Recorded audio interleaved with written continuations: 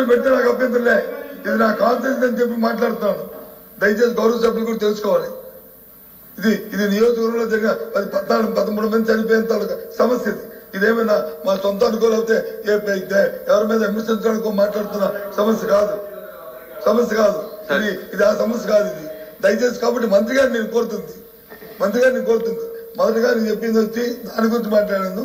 ఆ తర్వాత వచ్చి అక్కడ ఇప్పుడు కూడా చెప్తున్నాను, ఇంకా పర్యవేక్షణ లోపం ఉంది, మెయింటెనెన్స్ లోపం ఉంది.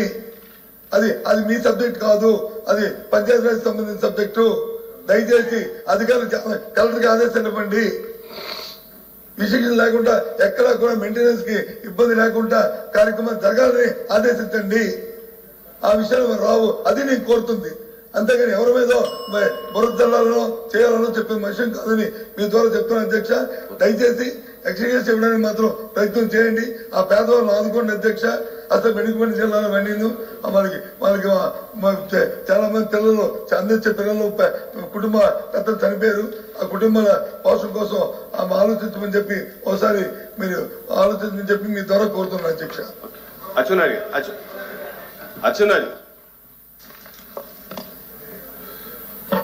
ఉపన్యాసాలు చాలా బాగున్నాయి అధ్యక్ష.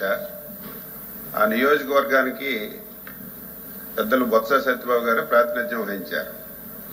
మేము అధికారంలోకి వచ్చిన తర్వాత 2-3 మాసాలు ఇది జరిగింది అధ్యక్ష.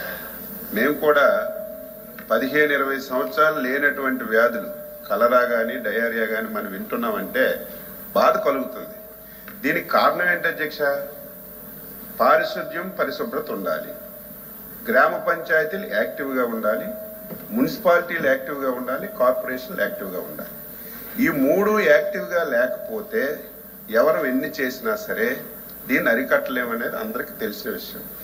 5 సంవత్సరాల అధ్యక్ష పంచాయతీలో పైసా ఖర్చు పెట్టారా? ఒక డ్రైన్ క్లీన్ చేశారా? ఒక ట్యాంక్ ఉంటే ట్యాంకులో ఒక పిడికిడు ఉపన్యాసాలు ఇవ్వడం కాదు. నేనే ఇస్తాను ఉపన్యాసం నేనే ఇస్తాను. మైక్ దొరికితే నేను ఉపన్యాసం ఇస్తాను. 5 ఇయర్స్ ఒక్క వాటర్ ట్యాంక్ లో అధ్యక్ష, ఒక్క వాటర్ ట్యాంక్ లో ఒక పిడికిడు బ్లీచింగ్ వేసిన సందర్భాలు లేవు. పేదవాడికి ఒక టాయిలెట్ కట్టిన సందర్భాలు లేవు. జరగదు అధ్యక్ష. ఇది జరగాలని జరగకూడదు. మేము వచ్చిన తర్వాత మళ్ళీ పంచాయతీలను బలోపేతం చేస్తున్నాం, మున్సిపాలిటీలను బలోపేతం చేస్తున్నాం. 5 సంవత్సరాలు ఒక పంచాయతీకి ఒక పైసా ఇవ్వకపోతే కేంద్ర ప్రభుత్వం ఇచ్చిన డబ్బులు కూడా వీళ్ళు డైవర్ట్ చేసుకుంటే 4,000 కోట్లు ఈ 6 మాసాల్లో తెచ్చి పంచాయతీలు బలోపేతం చేసి కార్యక్రమం చేస్తుంది. సలహాలు ఇవ్వండి, తప్పే లేదు. ఇదంతా మీరు వచ్చిన 5 మాసాలకే జరిగిపోయింది. మీరే మొత్తం చేశారు. ఇది పంచాయతీరాజ్ డిపార్ట్మెంట్. మీరు చెప్పండి, కలెక్టివ్ డిపార్ట్మెంట్ అధ్యక్ష. హెల్త్ మినిస్టర్ లేదు, ఏమి డిప్యూటీ చీఫ్ మినిస్టర్ కాదా? మా హోమ్ మినిస్టర్ కాదా?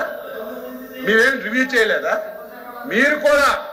మీరు పెద్దలుగా ఉండి ఆ నియోజకవర్గానికి ఇన్ని సంవత్సరాలు ప్రాతినిధ్యం వహించి ఇది జరిగినప్పుడు నా వల్ల కూడా జరిగిందని ఒప్పుకోవాలి. ఎందుకు ఒప్పుకోవాలి? కానీ ఏదో మాకుంది కదా, 5 మాసాలకు జరిగిపోతాయి. నన్ను అధ్యక్ష ఒకటే చెప్తున్నాం, ప్రభుత్వం అందులో మా ముఖ్యమంత్రి గారు చాలా ఫీల్ అయ్యారు. ఎప్పుడూ ఇటువంటి ఇష్యూలు జరగలేదు, వచ్చిన 4-5 మాసాల్లో జరిగాయి. ఇక్కడ నుంచే జరగకూడదని ఎక్కడెక్కడ లోపాలు ఉన్నాయో మొత్తం మంచినీటి వ్యవస్థనంతటినీ ఎక్కడెక్కడి నుంచి వాటర్ వస్తుంది. ముందు ఒక పారిశుద్ధ్యం మీద ఒక డ్రైవ్ ఇచ్చాం అధ్యక్ష. 4 రోజుల్లో మొత్తం కాలువలన్నీ క్లియర్ చేయమని చెప్పాం. ఏవైతే ట్యాంకులు ఉన్నాయో క్లియర్ చేయమని చెప్పాం. ఇవన్నీ చేస్తుంటే ఈరోజు ఎక్స్గ్రేసి అడుగుతున్నారు అధ్యక్ష. ఏ స్వతంత్రం వచ్చిన తర్వాత ఇప్పుడే ప్రభుత్వం ఏర్పడిందా? గతంలో ప్రభుత్వాలు లేవా? దేనికి ఎక్స్గ్రేసి ఇస్తున్నారు మీకు తెలీదా? ఎక్కడైనా డయేరియాతో చనిపోతే గత ప్రభుత్వాలు మీరు 5 సంవత్సరాలు ఎవరికైనా ఒక పైసా ఇచ్చారా?